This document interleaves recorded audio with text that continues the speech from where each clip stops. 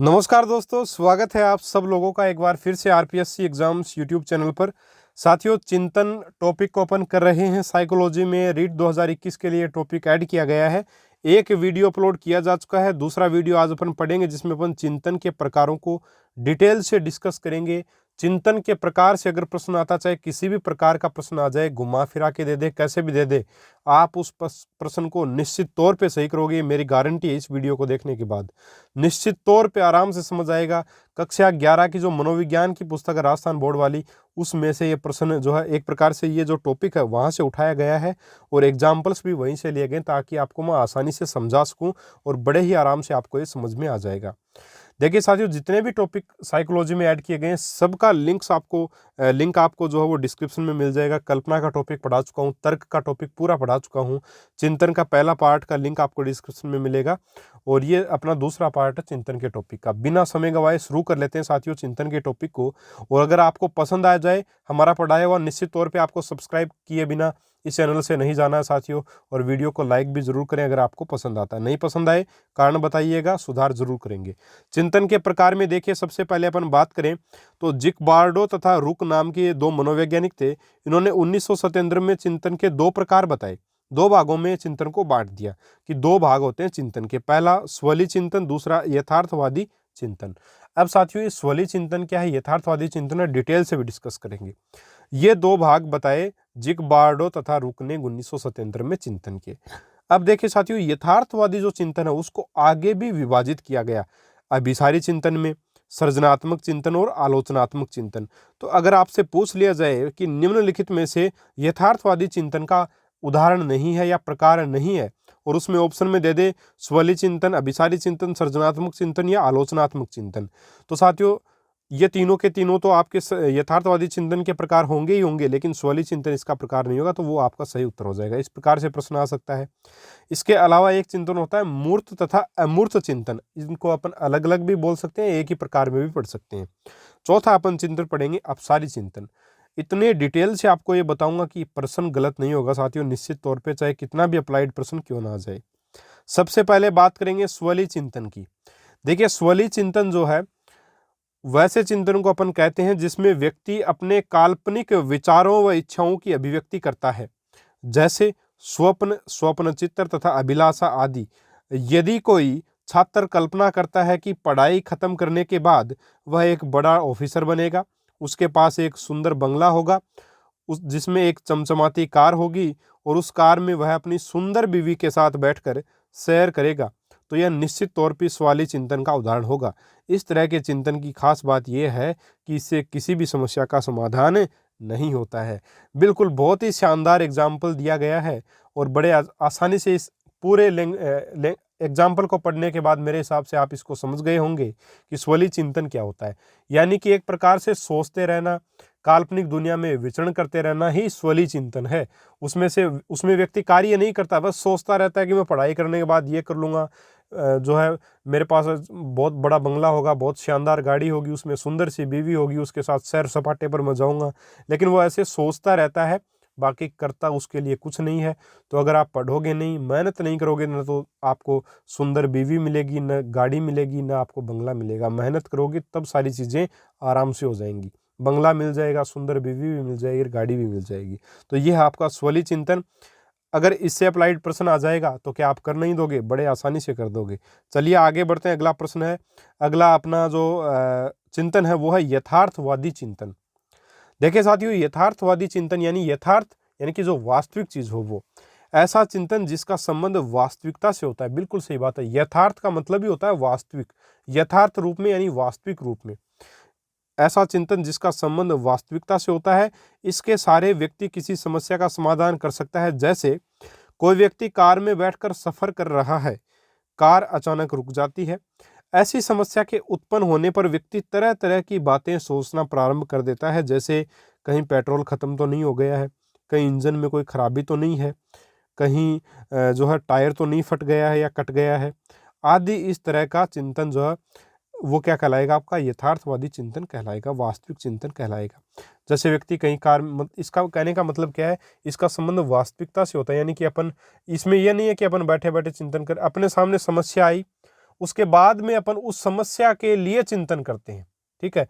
और स्वली चिंतन में क्या होता है साथियों, अपन बस सोच रहे हैं भविष्य में मैं ये करूंगा, वो करूंगा, ऐसे करूंगा, वैसे करूंगा, इस मतलब समस्या आई ही नहीं है अपने पास, लेकिन अपन सोच रहे हैं फिर भी कि ऐसे करूंगा, वैसे करूंगा, ये चिंतन स्वली चिंतन होता है। यथार्थवादी चिंतन, कोई समस्या आ गई या कोई अच्छी चीज हो गई उसके बारे में भी सोच रहे हैं, तो वो भी यथार्थवादी चिंतन में, यानी वास्तविक स्थिति के बारे में इसमें सोचा जाता है। यह है यथार्थवादी चिंतन। मेरे हिसाब से अच्छे से समझ गए होंगे आप।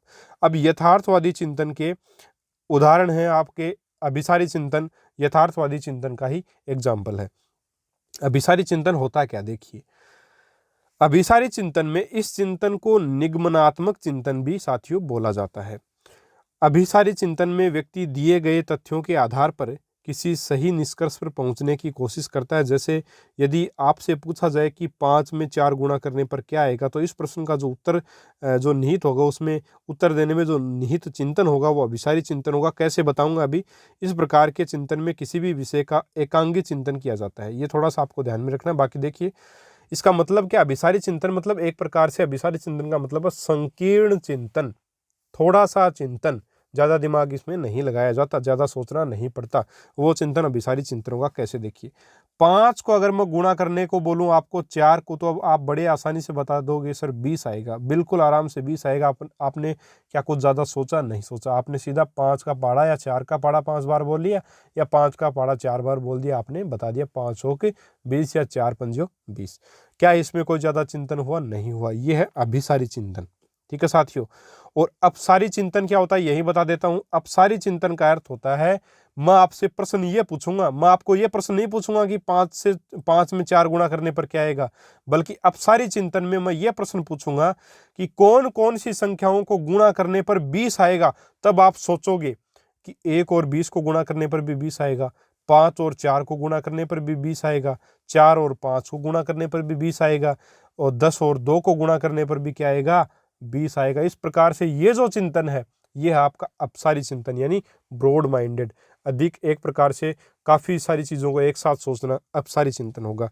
उम्मीद है बहुत ही आसानी से आप इस बात को समझे होंगे, क्या अपसारी चिंतन होता है और क्या अभिसारी चिंतन होता है। ठीक है साथियों, चलिए आगे बढ़ते हैं।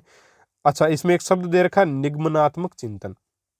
निगमनात्मक चिंतन का मतलब है नियम से उदाहरण की तरफ चलना, यानी एक नियम अपने को बता दिया, उस नियम से समस्या का समाधान कर लें, नियम के ऊपर चिंतन करके समस्या का समाधान करें, तो वो होता है अभिसारी चिंतन या निगमनात्मक चिंतन। ठीक है साथियों, आगे बढ़ते हैं। दूसरा, सृजनात्मक चिंतन। इसका अर्थ है इस तरह के चिंतन को आगमनात्मक चिंतन भी कहा जाता है, यानी कि इसमें उदाहरण जो होगा उससे नियम बनाएंगे अपन, है ना, उससे समस्या का हल करेंगे। इस तरह के चिंतन में व्यक्ति दिए गए तथ्यों में अपनी ओर से नए तथ्य जोड़कर एक निश्चित निष्कर्ष पर पहुंचता है।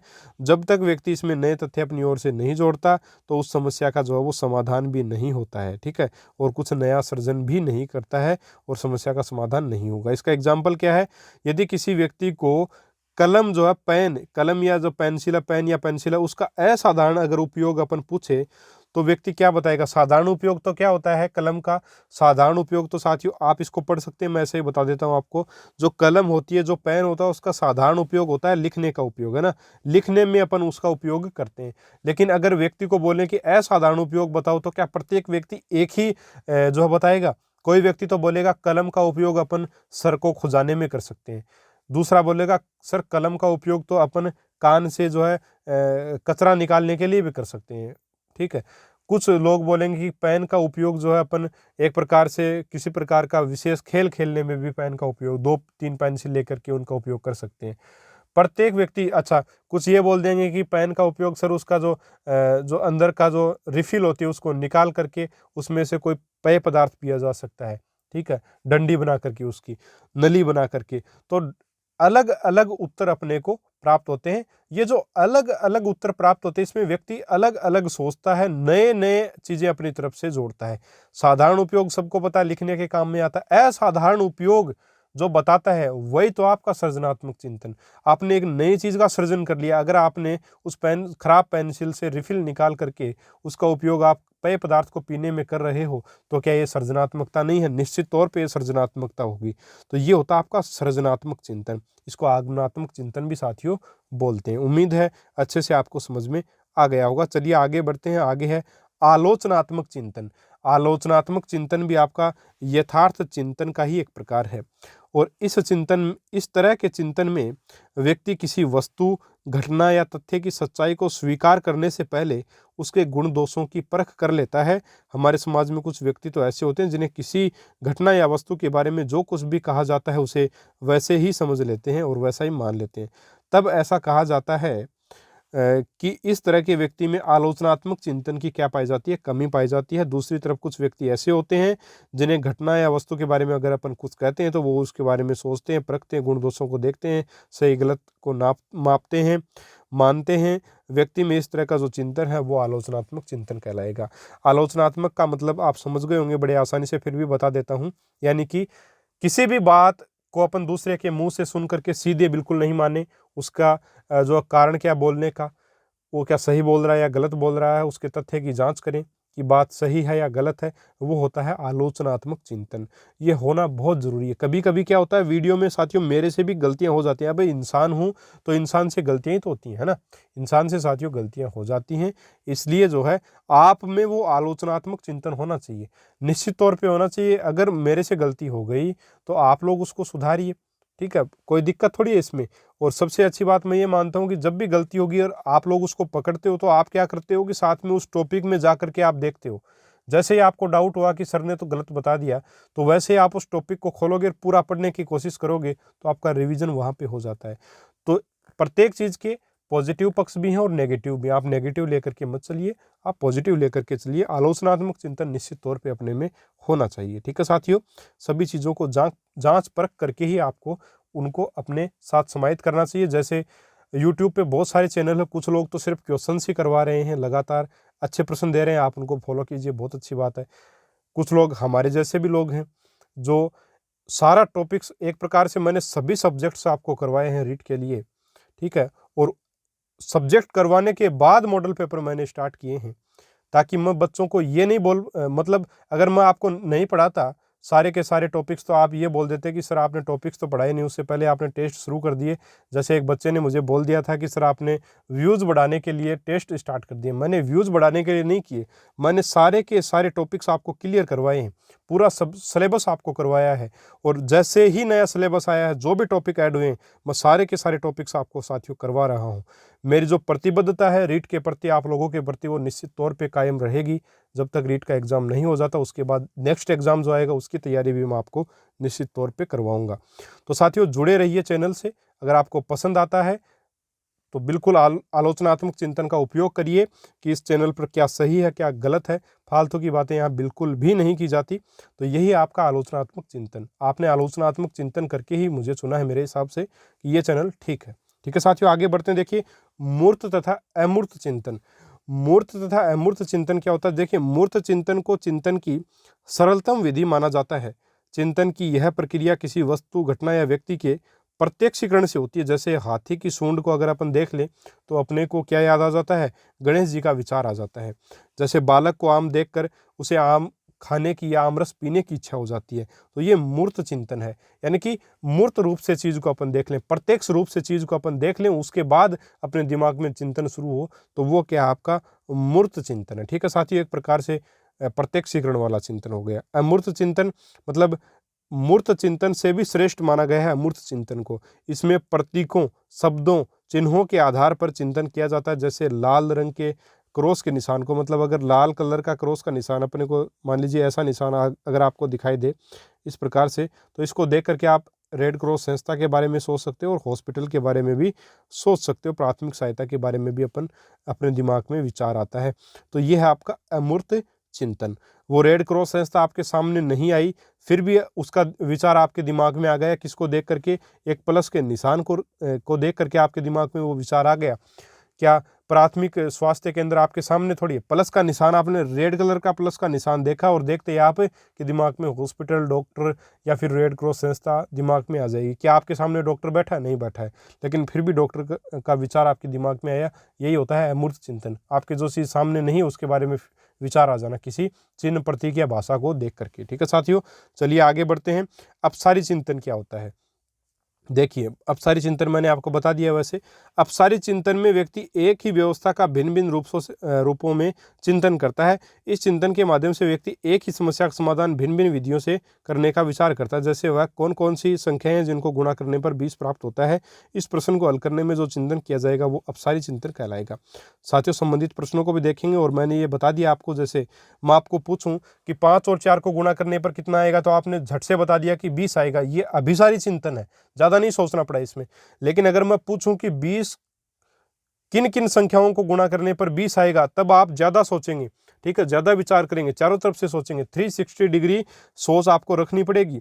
और उसी प्रकार के चिंतन को बोला जाता है अपसारी चिंतन। ठीक है साथियों, तो ये चिंतन के प्रकार थे। उम्मीद है बहुत अच्छे से आपको समझ आए होंगे। अगर आपको मैटर पसंद आया जरा सा भी, निश्चित तौर पे सब्सक्राइब करिएगा। नीचे जो रेड कलर का सब्सक्राइब बटन है उसको प्रेस करिए। जो घंटे का निशान है आपका उसको दबाइएगा और घंटे के निशान को दबाते ही नोटिफिकेशन को ऑल पे सेट कीजिएगा, ताकि जैसे ही मैं वीडियो अपलोड करूँ आपको हमारी वीडियोज़ मिल जाए। आगे बढ़ते हैं साथियों। देखिए, चिंतन से संबंधित महत्वपूर्ण प्रश्नों की अगर मैं बात करूं तो पहला प्रश्न है, ये जो प्रश्न लिए गए हैं राजस्थान बोर्ड की किताब से लिए गए हैं साथियों। मैं आपको बताना चाहूँगा, कक्षा 11 में जो साइकोलॉजी चलती है उससे लिए गए हैं कि निम्नलिखित में से कौन चिंतन में हमेशा सम्मिलित नहीं होता है। भाषा, संप्रत्यय, प्रतिमा या प्रतीक। अब देखिए साथियों, अगर देखा जाए तो चारों के चारों जो निश्चित तौर पे जो चिंतन में शामिल होते हैं, लेकिन जो किताब में जो प्रश्न का उत्तर दिया गया वो दिया गया भाषा। भाषा हमेशा जो चिंतन में जो है सम्मिलित नहीं होता है। तो चिंतन में हमेशा सम्मिलित नहीं होता वो पूछा, तो भाषा यहाँ इसका उत्तर जो वो दिया गया है। ठीक है साथियों, मुझे थोड़ा सा गलत जरूर लगा, लेकिन हो सकता है जो ऑप्शन है वो चारों ही सही लग रहे हैं, इसलिए यहाँ पे भाषा ऑप्शन दिया गया है, इसलिए मैं आपको भाषा ऑप्शन यहाँ पे बता रहा हूँ। दूसरा जो आपका प्रश्न है वो है, स्वली चिंतन में अभिव्यक्ति होती है। 1 अभिप्रेरणा की, 2 भाषा की, 3 काल्पनिक विचार या इच्छाओं की, और 4 है वास्तविक स्थिति की। तो देखिए, स्वली चिंतन के बारे में मैंने बता दिया आपको। वो मतलब बड़ा बंगला होगा, सुंदर बीवी होगी, वो जो एग्जाम्पल है वो स्वली चिंतन का ही है। तो ये काल्पनिक विचार और इच्छाओं से संबंधित है, तो ऑप्शन 3 यहाँ पे आपका सही उत्तर रहेगा। चलिए आगे बढ़े। तीसरा आपका प्रश्न, निम्नलिखित में से कौन यथार्थवादी चिंतन का उदाहरण नहीं है। यथार्थवादी चिंतन का एग्जाम्पल नहीं है। अभिसारी चिंतन, सृजनात्मक चिंतन, स्वली चिंतन या आलोचनात्मक चिंतन। तो अभिसारी, सृजनात्मक और आलोचनात्मक तो आपके यथार्थ चिंतन के एग्जाम्पल हैं, लेकिन स्वली चिंतन जो है वो आपका एक काल्पनिक चिंतन है, यथार्थवादी चिंतन नहीं है। तो ऑप्शन 3 यहाँ पे सही रहेगा। ठीक है साथियों, आगे बढ़े। आगे अपना प्रश्न, चौथा प्रश्न, श्याम। अब देखिए साथियों, किताब में जो तीसरा प्रश्न है इसका उत्तर जो दे रखा है वो आपका, हाँ किताब में भी सॉरी तीसरा ही ऑप्शन दे रखा, सही है, स्वली चिंतन। चौथा जो प्रश्न है वो है, श्याम प्रत्येक वस्तु को उसके गुण दोषों के बारे में चिंतन करने के पश्चात ही खरीदता है। यह उदाहरण किसका है? अपसारी चिंतन का है, आपका जटिल चिंतन का, स्वली चिंतन का है, या आलोचनात्मक चिंतन का है। अब साथियों, यहाँ पे जो किताब में उत्तर बताया गया है वो आपका स्वली चिंतन बताया गया है किताब के अनुसार, लेकिन वो गलत है। स्वली चिंतन नहीं होगा। जो यहाँ पे उत्तर रहेगा वो रहेगा आलोचनात्मक चिंतन, यानी किसी चीज़ की पक्ष विपक्ष की गुण दोषों को सबको ध्यान में रख करके चीज़ को खरीदा जा रहा है, तो वो आलोचनात्मक चिंतन होगा। किताब में इसको सही कर लेना आप लोग, अगर आपके पास वो पुस्तक हो। चौथे प्रश्न में सही ऑप्शन दिया गया है, यानी कि इन्होंने स्वली चिंतन बताया, लेकिन वो नहीं होगा। चलिए आगे बढ़े। पांचवा आपका प्रश्न है कि यदि राम से कहा जाए कि 10 में से 4 घटाने पर क्या उत्तर आएगा। राम इस समस्या को हल करने के लिए चिंतन का सहारा लेता है। उपयुक्त उदाहरण में कौन सा चिंतन जो उपयुक्त उदाहरण में नहीं, हाँ उपयुक्त उदाहरण में निहित है, यहाँ पे है ना, निहित चिंतन कौन सा? मेरे हिसाब से निहित ही होना चाहिए। उपयुक्त उदाहरण में एक प्रकार से निहित चिंतन है ना, निहित ही होगा यहाँ पे। उपयुक्त उदाहरण में निहित चिंतन कौन सा है, ये आपका होगा प्रश्न। एक अपसरण चिंतन, दूसरा अभिसारी चिंतन, तीसरा सृजनात्मक चिंतन और चौथा आलोचनात्मक चिंतन। तो यहाँ पे भी साथियों किताब में अपसरण चिंतन दे रखा है, यानी अपसारी चिंतन किताब में दिया हुआ है, लेकिन अपसारी साथियों बिल्कुल नहीं होगा। यहाँ पे सीधा सीधा पूछा जा रहा है 10 में से 4 घटाने पर क्या आएगा, तो आप बता सकते हैं सीधा सीधा 6 आएगा, तो अभिसारी चिंतन होगा ये। ठीक है, अगर अपन ऐसे पूछते हैं कि किन 2 संख्याओं को घटाने पर 6 आता है, तब वो आपका अपसारी चिंतन होगा, लेकिन सीधा पूछा जा रहा है तो यहाँ पे अभिसारी चिंतन होगा। इसको आप ठीक कर लेना, किताब में गलत दे रखा। ऑप्शन 2 निश्चित तौर पे यहाँ पे सही उत्तर आपका रहेगा।